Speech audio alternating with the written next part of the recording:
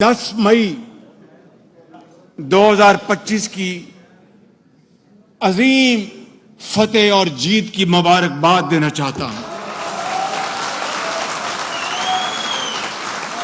ये वो फतेह है जिसने दुश्मन को वो सबक सिखाया कि वो जिंदगी भर याद रखेगा।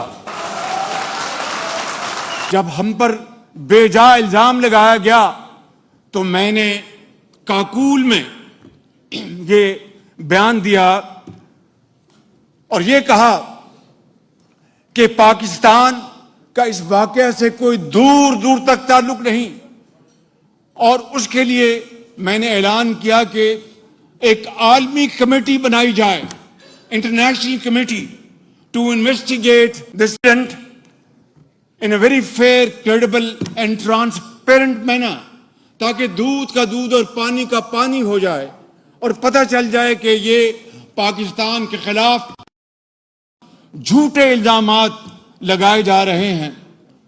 हमारे हमसाया मुल्क ने उसका कोई जवाब नहीं दिया।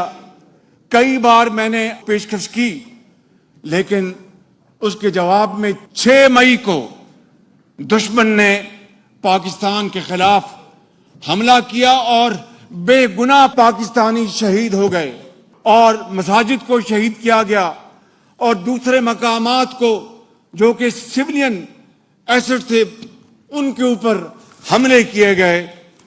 मैं समझता हूं मेरे बुजुर्गों, भाइयों और बहनों और नौजवान साथियों, पाकिस्तान को अपने दफा में कार्रवाई करनी पड़ी और एक झटके में दुश्मन के 6 जहाज जमीन बोस हो गए।